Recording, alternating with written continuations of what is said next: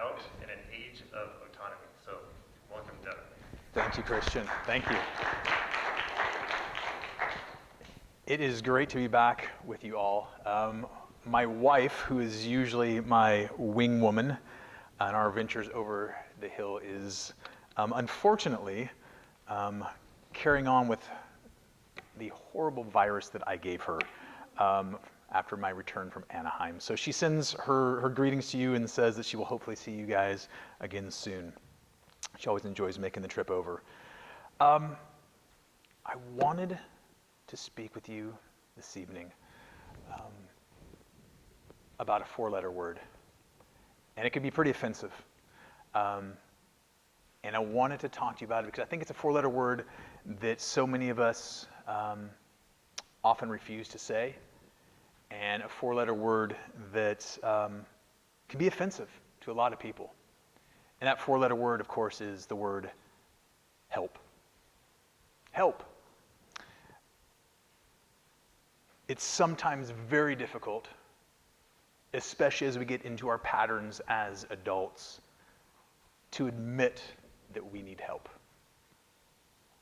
Before I became a teacher, I had the great fortune of owning a business with my best friend, Travis, and we literally met each other in preschool and are still best friends today.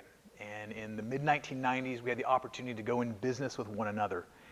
And it was at the height of the housing market and the very beginning of the dot-com era. And we owned a home inspection business. Our job would be to go in for homeowners or home sellers and check out the electrical and the foundation and the roof and make sure that the new buyer of the house wasn't going to walk into any unforeseen traps, anything like that. And so one day I was actually at a real estate office in Santa Cruz and was dressed in slacks and a dress shirt and a tie, and I had on my nice wingtips on, and I was promoting the business, handing out some coffee mugs and some business cards and trying to get some new clients. And I left that office and drove straight to the first job of the morning, a little house out in the south part of Santa Cruz in a town called Aptos. And there was this beautiful home as I pulled up to it, and it had a detached garage, and the main house itself had, part of it was 2 stories tall, and it looked out, the backyard was this large, sprawling lawn. And as I got out of my car, I noticed something to the left that is the home inspector's worst nightmare, and that is a home where the owner is not around and they have left their dog unattended. And typically when dogs see home inspectors and they roll up with their tool belts and their ladders and start sniffing around, dogs typically aren't that friendly. And so it was just the beginning of what was going to be a really crazy morning. So there I was, still in my dress clothes, which I typically didn't wear when I was going to crawl underneath the home or go on top of a roof. And the other realtor hadn't shown up yet. My client who was buying the house hadn't shown up yet, but I decided to go ahead and get started. And I unfolded my large metal ladder and I propped it up against the building and started to climb. I was about halfway up the ladder, and all of a sudden the agent and my client pulled up in the driveway, and I said, "Hey, good to see you. Glad you're here. I'm just going to go ahead and climb up the ladder and check out the roof and make sure everything's okay up there." And they said, "Great, we're going to go ahead and just kind of take a tour around the grounds and let us know if you find anything." "Great, will do." So I continued up, got to the top of the ladder, and as I placed both hands on the roof, I secured myself, and as my last leg was coming off of the ladder, I heard the sound of metal on metal. And that was the sound of my metal ladder against the metal gutter as I pushed off with my leg, and the ladder slowly went sideways until it fell to the ground. So there I was, by myself, in my dress clothes, on a sunny morning in Aptos, California, with no ladder and no other way to get down. And so I began thinking to myself, well, Devin, you've got a nice situation here for yourself. You've got basically 2 choices. You can, of course, one, just simply holler until the agent or your client hears you, and they'll come and they'll prop the ladder back up, and you'll probably have a good laugh about it, and then you can climb back down and all will be well. Or I could figure out plan B. And you have to understand that as an only child who grew up in the 1970s and 80s around these parts, I had a bit of an overactive imagination, especially when I found myself in situations such as that. So I walked the length of the roof several times, just kind of looking for other options. And I noticed a tree. It didn't seem that far away from the roof. And so, kind of going into the mind of the child that I once was, I hearkened back to that hero, Indiana Jones. And the Indiana Jones theme music began playing in my mind as I kind of tightened my tool belt. Big exhale. I can do this. If I get just enough momentum, I can jump before I get to the bottom of the roof, grab the tree, and just shimmy down, and all will be right in the world. I won't have to ask for help. I won't have to embarrass myself and risk looking incompetent. What could be a better plan than that? So, once again, just kind of checked the surroundings and started down the roof. Now remember, I'm in dress clothes, and wingtips don't have the best traction available, especially when you're on a roof that's made of little sand-like granules that don't offer the best footing. So as I'm going down, my momentum picks up, and just as before I get to the gutter, wingtips slip. I miss the tree. I do this really cool land somersault thing like you would see in an action movie, and my tools go everywhere. It's like a yard sale. And I pop up, and I check myself. Did that just happen? Yes, it did. And it turns out, what I didn't realize at the time, because the realtor and my client had gone inside the house, is they were actually in the kitchen looking out the back, and they see this large man come flying off the roof and tools going everywhere. And they come running outside saying, "What is going on? Are you okay?" And of course, because I had dress clothes on, I straightened the tie and said, "I'm fine. I don't see what the big deal is." And I gathered my tools, put them back in. And of course, we had a good laugh. I told them the whole story about what had just happened. And of course, they asked, "Well, if that was the case, why didn't you just ask for help?" It's a great question. And quite frankly, and especially if my wife were here, it could apply to so many points in my life. I like to blame it on my ethnicity of being a stubborn German, and my wife says that only goes so far. At some point, you have to actually realize that asking for help is an okay thing to do. The problem, of course, is that our culture is completely contrary to that. We live in a culture, especially here in the United States, where asking for help is a sign of weakness. It's a sign that we can't do it on our own. It says something about us. If we're not pulling ourselves up by our own bootstraps, well, then my goodness, what's wrong with us? If you don't believe me, I brought some evidence this evening. Have you seen this before? Just do it. It's been around since 1988. One of the largest companies in the entire world has been telling us, quit your belly aching. Get over yourself. Just do it. From time to time, there are news shows. Hey, do it yourself. We're going to show you how to do it yourself. Don't bother asking for help from people that actually are trained to know what the heck they're doing. Do it yourself.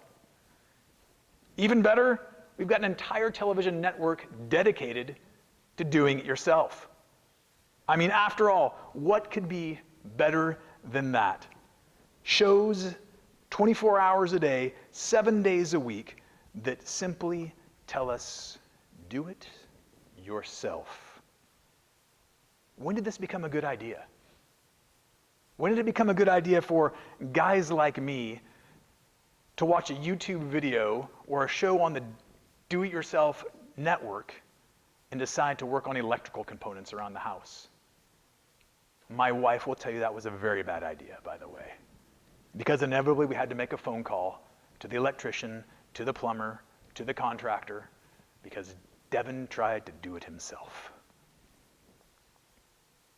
There's also the self-help industry. The self-help industry. Forbes says, at least by 2009, makes roughly $11 billion a year selling books and CDs and videos. If you've ever wondered why the Amazon logo was smiling, you now know why. $11 billion a year for self-help. Fix yourself. And then, of course, I'd be remiss if I didn't mention this website. Millions of awesome people doing completely cool, creative things that we can do at home. No need to ask for help. You can do it. And I know you've seen some of these, but some of these are good for a laugh. You've seen, no doubt, the ever-popular little baby chick cake pops, right? And of course, they typically come out like what? Less than what they look like. You've seen the Happy Bunny pancakes.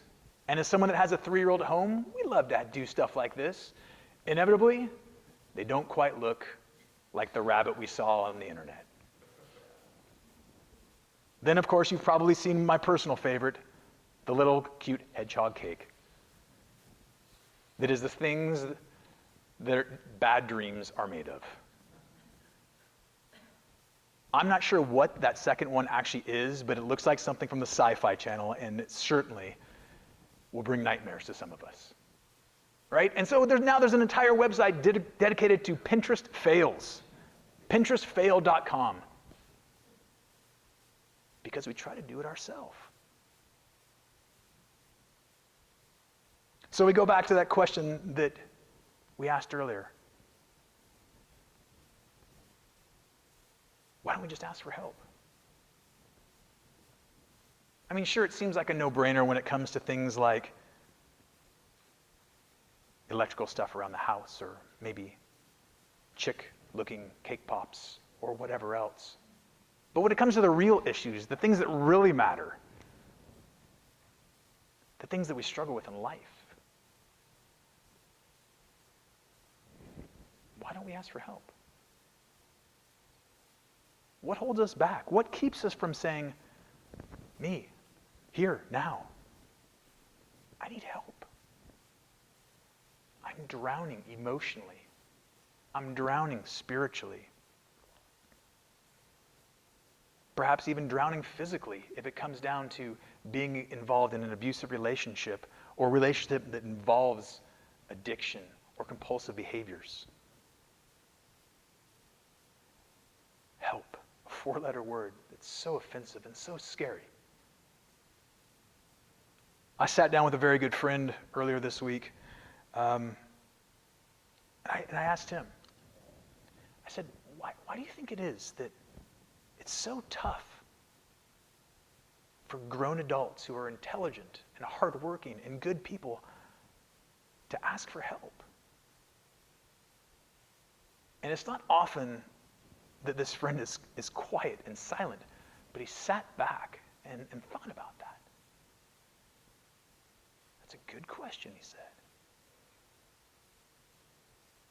I think part of it's we have this tendency to believe that the wounds that we have in life, or the struggles that we go through in life, we don't want to sound like we're belly aching or that we're complaining, because we inevitably know that, well, someone surely has it worse off than we do.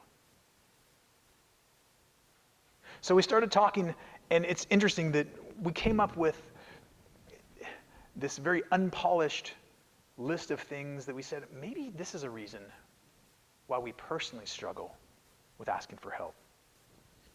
I think for some of us, it comes down to the fact, when it comes to asking for help, we often think we don't need it.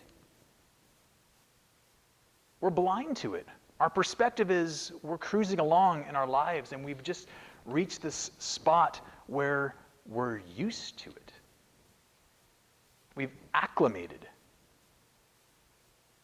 Just like when we go snowboarding in the wintertime, the family packs up and we have all of our snowboard gear on and we're warm, we're cozy, we've acclimated to our surroundings. And I think so often we become like that with the challenges and the struggles in daily life. I don't need help. I don't see anything wrong. Thanks for checking, though. And in doing so, we forego a really great chance to acclimate to how life actually should be.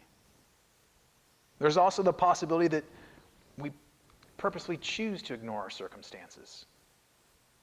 We purposely choose to just kind of put our head in the sand or close our eyes like a toddler would and say, if I can't see you, you don't exist. If I don't pay attention to my problems, my struggles, then they don't really exist. I think another part of it is that sometimes when it comes to asking for help, we often think we don't want it. I know I'm guilty of this.